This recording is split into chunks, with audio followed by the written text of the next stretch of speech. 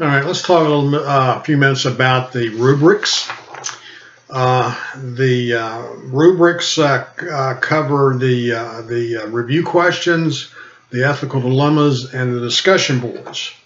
The midterm and the final exam are obviously self-evident. First of all, on the rubric for the questions, the review questions, there's only two elements. First of all, there's critical thinking, and in order to get the most number of points for the Excel portion or for critical thinking, you have to adequately answer all of the questions. And adequately also means your answer utilizes information from the Jetmore and Searle text when they are required. Also, you need to, the answer to each of your questions needs to be either numbered or bulleted so that I know where your answers end and where they begin. So in order to get all 20 points for critical thinking on the review questions, you've got to adequately answer all the questions and make sure you number or bullet your answers. And for all of the rubrics, writing, spelling and grammar and organization, formatting and things of that sort, to get all 5 points, you need to have no errors related to organization, to spelling, to grammar, and to citations.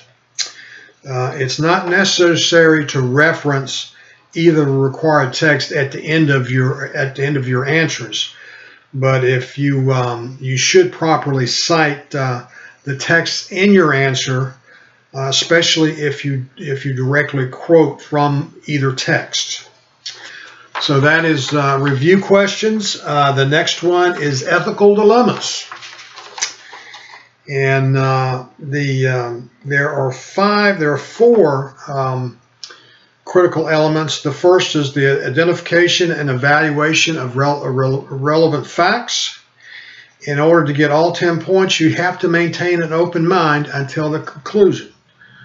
The whole purpose of this course is to be able to reason, to be able to consider the facts, sift through the facts, determine what is the right question in order to answer in the moral dilemma, and then use the ethical traditions to analyze what is relevant in your identification of those facts. But in order to get the full credit, you also have to be able to identify the most relevant fact or facts which require direct action. So evaluation means that you evaluate the facts as to the importance. Remember, not everything is a fact. So you may have to stop and think whether this is actually a fact or whether this is something other than a fact. And then you have to determine which facts are relevant for direct action. And next, you have to identify the precise moral question. I'll give you a heads up that sometimes I pose that question at the end of the ethical dilemma. So be careful about what you read into it. But you need to pose the precise moral question, and you don't need to write a paragraph. Generally, all you need to do is state the question. Sometimes it may be two questions, but more likely than not, it'll be a single question.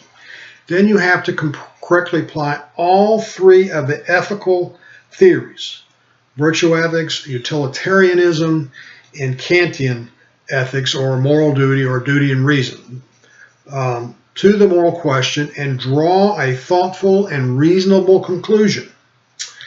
And the correct application of the ethical theories is worth 25 points. It's worth half of the total of 50 points. It is just like with the review questions, spelling and grammar, also weigh into this, and that's worth 10 points. So, it's a good idea to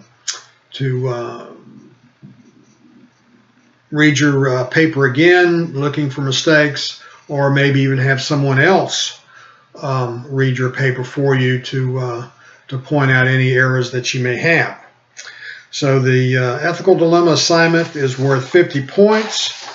A couple other things that are important. You must use Chapter 4 in Sorrel or the PowerPoint presentation entitled Week 2 Ethical Traditions and any other sources that are available on Blackboard in your analysis of the ethical dilemma. Do not use or refer to rule and act utilitarianism, which you will find in Chapter 1. Both are offshoots of utilitarianism, which came later with other variations of the ethical theory of utilitarianism. And also, using sources off the internet is also a no-no.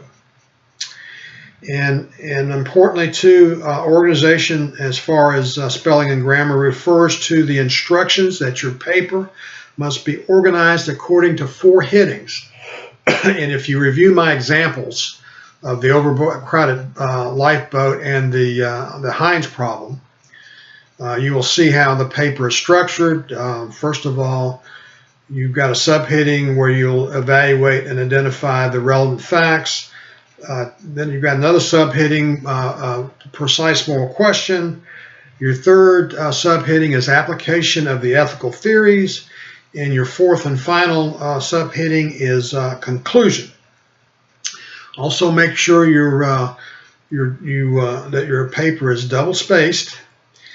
And while I don't necessarily grade for it, if I get a short paper and I find out it's less than 1,000 words, then I'm going to probably take off for that as well.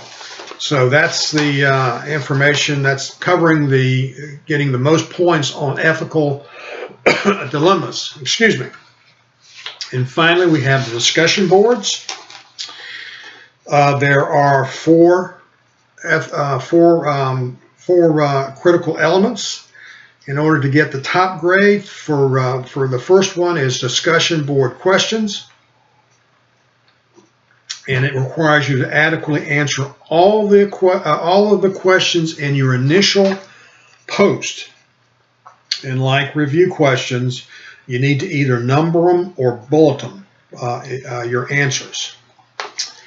Critical thinking, you have to have an initial post of at least 500 words. It needs to be well thought out. You need to cite the required text, including the videos if there are videos available for the discussion board. And to get full credit, you need to sort of do a little of your own research and bring new information to the discussion. The third critical element is highly important, and it's half of the total points for discussion boards, and that's timely and active participation.